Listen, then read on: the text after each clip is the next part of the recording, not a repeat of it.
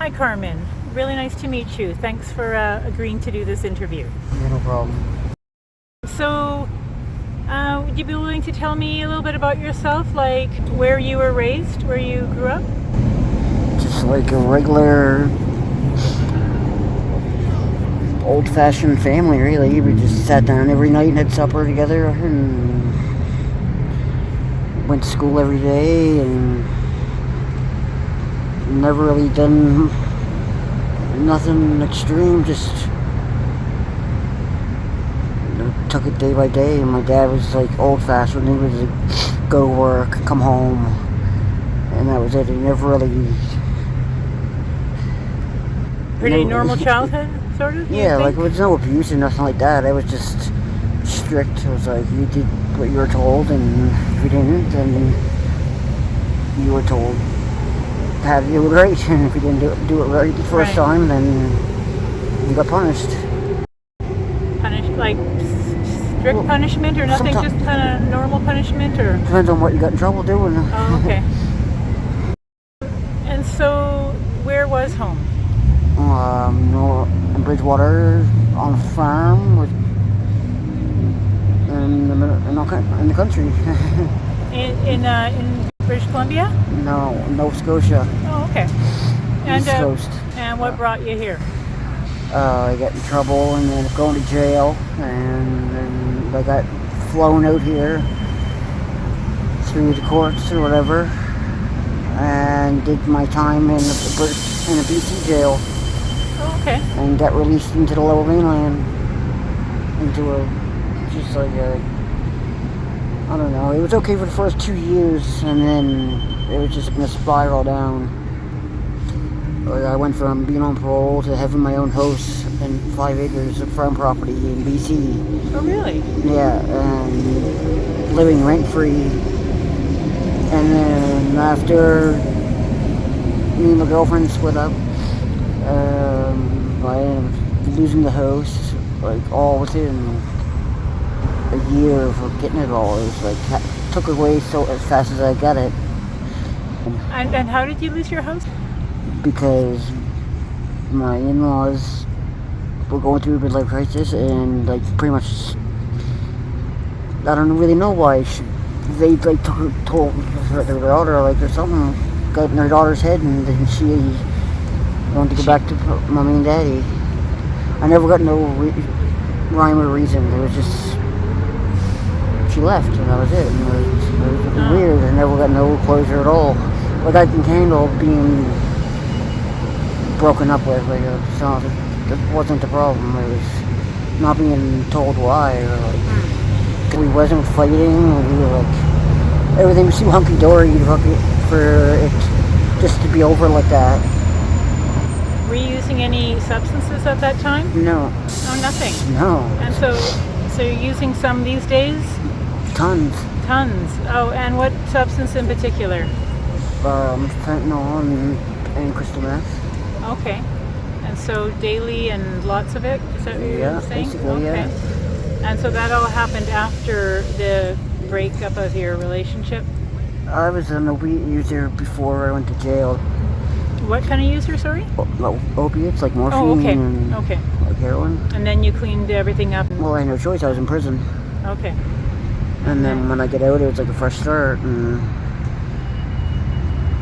then, yeah, I was doing good. Like, I thought I was doing everything right. And then once I was at that point of, hey, I'm looking here, I'm doing things successful. Why am I getting punished? Why is people leaving me high and dry and like, not giving me no reason? So that left you pretty heartbroken. I wasn't really heartbroken over the fact that she left me, just the fact of what, like, this was what everyone wanted. They wanted me not to be doing dope, and wanted me to live a day-to-day life like everyone else without having the police chase me. And right, of course, yeah. so when I was successful and done that to the fullest, and like I exceeded way past what I expected, and still wasn't good enough. Like it was like empty. Oh, sorry to hear that. That sounds like it was very rough on you. So just depression kicks in, and that just eats you up. Being depressed all the time. You're being depressed all the time, so then when you take your substances, that lifts away for the time being? Yeah. For the most part, yeah. So, how long have you been in Vancouver? Since 2015. 2015. And where are you living right now? On the street for the last 6 years. Oh, on the street, so you don't have a apartment or a address? No. You live in a tent? Or? No. Okay, what about in the cold of winter? You went to a shelter? No. I'm just always on the streets. Yep. Do you have any family that's kind of concerned about you and comes looking for you or trying to help you? They don't come looking for me, but they care about me and tell me that whenever they get a chance to. How does that make you feel? Does that feel good to hear that? Yes and no. Okay. Do you have any plans or hopes to get sober off the drugs in the future? I would like to, but what's it going to take? Do you know the steps you have to take? I've been sober for 6 years before. Yeah. I don't know. So you think you might do it again? Of course. Oh, okay. Great. Well, I wish you all the best with that. I've been through all the programs and all that's whatever they try to do to help you. It's just all. They don't help you at this stage? No. And you have any friends that you've made? Acquaintances, me. Acquaintances? Home friends.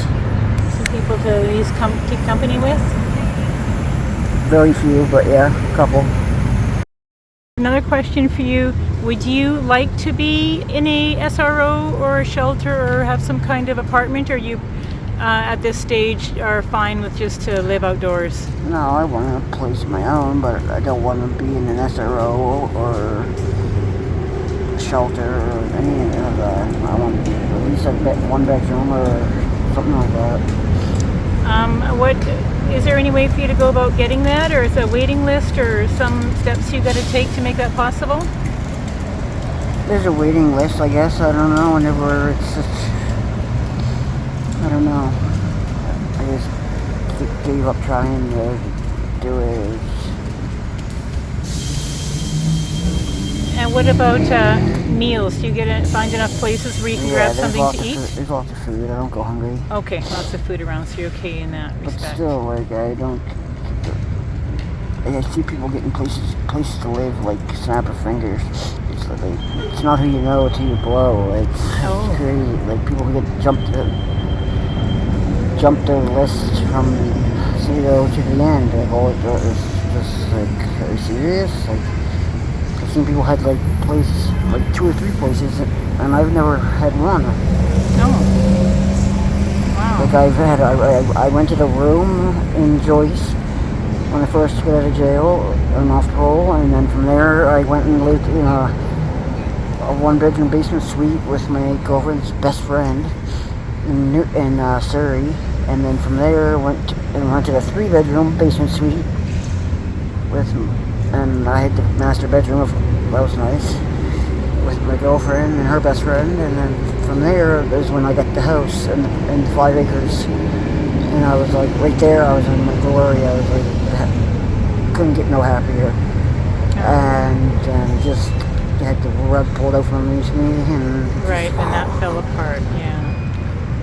Oh boy. And no answers to try to fix it. Right. All right. Well, thank you for those details, giving a bit more of the picture to your housing situation, etc.